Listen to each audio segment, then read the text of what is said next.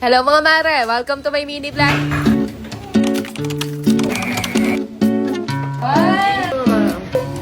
Gandang araw mga mare! For today's vlog, magbe-bake ako ng cupcake, gagawa tayo ng merienda at kumpleto na naman nga ang mga alipores ko dito sa bahay. Diba? Hindi pa talaga ako nagbablog noon, tinatry ko na rin talaga yung mga ganitong pagbe-bake-bake pero hindi ko lang talaga siya napanindigan dahil medyo magastos nga yung sangkap ng mga ganito. 1/4 lang ng butter mga mare. Sugar. Mga half cup lang to. 2 egg. 1 can condensed milk. Vanilla flavor mga mare, 2 kutsara. 1. Mix muna natin mga mare.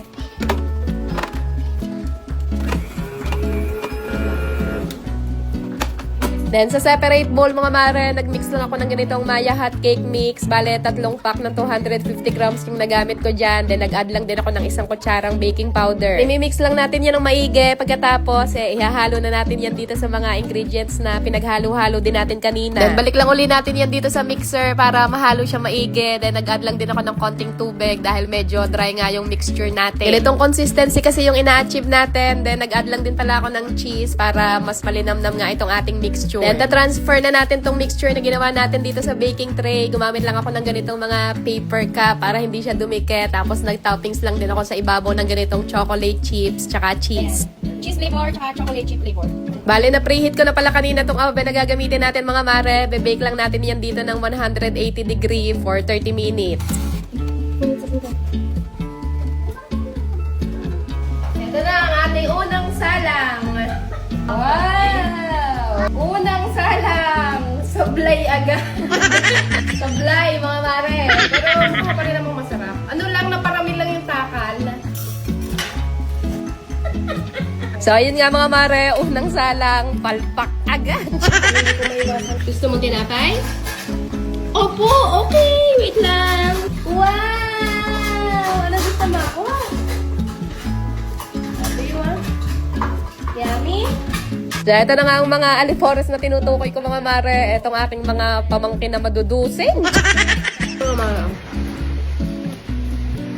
Masarap yung lasa niya. Fail lang talaga. Medyo naparami lang yung paglagay. Di ba masarap? Diba?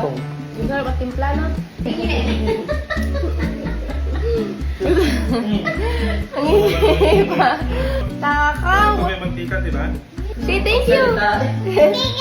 Thank you. Bale, nakatulog nga pala yung batang maliit ng mga oras na ito mga mare. Kaya hindi pa siya nakasali ng pakikipag-agawan dyan. Dami nakasalang pa. Pero kahit palpak yung unang salang natin mga mare, talaga namang nasimot pa rin. And then nung pangalawang salang naman, ayan, at medyo na-perfect na natin. Sarap lang kasi talaga sa feeling mga mare na ngayon nga kahit paano, medyo na-afford na natin magluto ng mga ganito. Unlike nga dati na gustuhin man natin mag-bake, talaga namang nga. Kaya naman talagang sobrang pinagpapasalamat ko lahat ng mga blessings na dumadating sa buhay namin ngayon. Maliit man yan o malaki, simpleng bagay man yan, araw-araw ka talaga yung pinagpapasalamat. At hanggang dito na lang muna ulit ang aming mga simpleng kaganapan. Thank you so much for watching mga mare ko. I see you again sa susunod nating vlog. Good night na muna. At ayun lang muna ulit for today.